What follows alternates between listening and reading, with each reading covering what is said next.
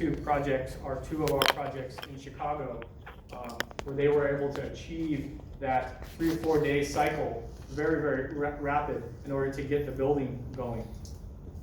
And this has many, many impacts to an owner on how quickly they can open their building, lease it out, get income. We recognize in other markets those timeframes are maybe not achievable. We found in Philippines, for example, even going flat slab, you can't quite get down to that 3 to 5 day cycle, but there still is time savings from a conventional beam and slab system that you would otherwise see there.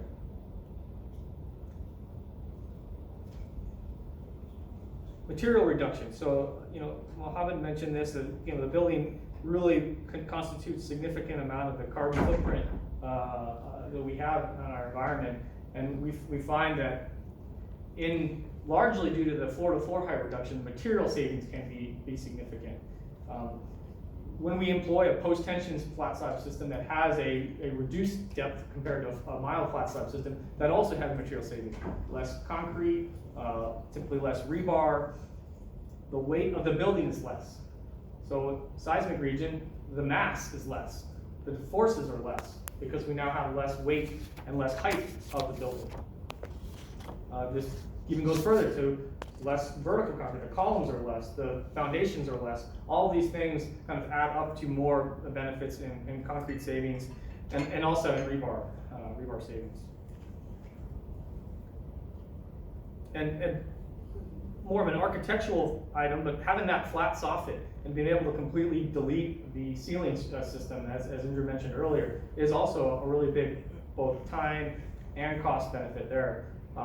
We do still see, depending upon the use of the building, sometimes they still may add drop ceilings to add unique architectural features like the room we're in, but mostly in hotels and condominiums that we see in the US, they do nothing other than paint the underside of the slab. So it's a very clean, easy to use system. So all of those are great things.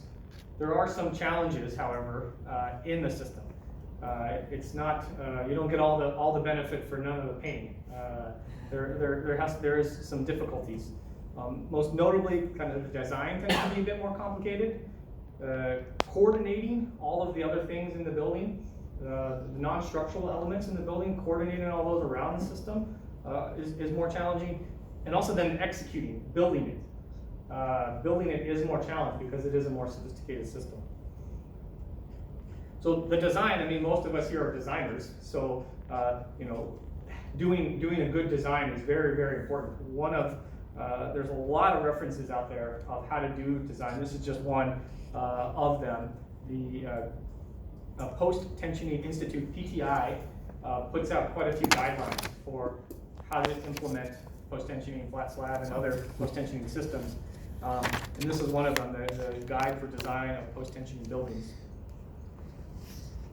I highly suggest if you're interested to get a hold of a copy of this, amongst other references, because it's a really good, comprehensive, and I won't even be able to touch on a fraction of what's in this design guide, because there are so many issues and things to be thinking about when you're doing post-tension design. But as I mentioned, it is a more complicated design process. We typically, for our projects, we do the design ourselves in-house. I know in certain markets that sometimes a specialty contractor, such as Utracon, can also provide some of the design assistance. But typically we do all the design in-house to verify the performance and strength of the system. We use a software called RAM Concept. There are several other softwares out there. That's the software that we use that allows us to lay out the tendons and the profiles of those tendons in a very detailed way so that you can properly capture the balance forces that we were talking about and other unique aspects. I mean, this is a finite element model, so it can very accurately understand the unique forms that you might have of the building shape and the behavior. I would say one of the most important parts of the design of a flat slab system is understanding the deflection.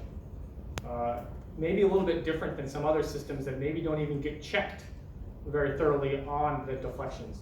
But the flat slab system must be checked for deflections because it is a more sensitive more precise system, and having a properly designed and proportioned system is crucial when it comes to deflection. And not just looking at it from an elastic deflection perspective. We have to consider the long-term effects. We all know concrete changes over time. And making sure that that's fully captured is very important. In RAM concept, the software we use, you're able to actually do a load history deflection analysis, where you can very explicitly say, this is how much loading is here for this long, so you can apply superimposed dead loads and live loads over a length of time with some factors, creep factors, shrinkage factors, other factors to try to best estimate what that is. In the end of the day, it is still just an estimate. It's not an exact science. Like most of our practice, it's not exact, but it's very critical that we can benchmark and make sure that we're providing a good behaving slab from the get-go. Because of the post-tensioning tendons, I mean, here this is showing just a very generic layout of how that layout is done. Typically, with our two-way flat slab systems, we would lay out post-tensioning in two orthogonal directions. One we call the banded direction, where we've grouped many sets of tendons together, and the other called the distributed direction, where it's spaced out depending on the system and the demands, maybe 1 meter apart for the set of those tendons. And when you do this, it limits what you can do with other elements, mechanical shafts, sleeves and things, need to be thought about when you have the post-tensioning system. Not so different than a conventional system where you have beams, but it's a bit different because they're more spread out. So the coordination that you do is very important to the whole process here. So this picture is just showing an example project where we actually spent quite a bit of time with the mechanical engineers, the plumbing engineers, the exterior wall engineer to kind of work through some of the problem areas where they were trying to connect precast in certain cases where we actually needed to stress our post-tensioning tendons that were in conflict. Or there was openings in places where we had bands, and we had to kind of work through some of those challenges. While we don't typically do this in the US, we find commonly over here that there's a set down, the wet area, in your washrooms and laundry areas. And considering that, the compression is also critical to making sure that the profile of the post-tensioning tendons can be done around those elements without having adverse impacts. Even when you coordinate it all, you still find you have issues that you need to address in the field. This is just some examples where they decided this is where I need to put all my pipe risers, but that's where the post-tensioning tendons are. So we have to work together to solve that issue. And having good on-site representation is important and critical to executing this properly. Similarly for the exterior wall attachments, you can see along the edge here, there's exterior wall attachments in this case. Especially in the United States, we tend to put embedded exterior wall attachments rather than post-installed exterior wall attachments. So having these embedded elements, we need to coordinate around that. Similarly for others, there's a junction box for a electrical connection.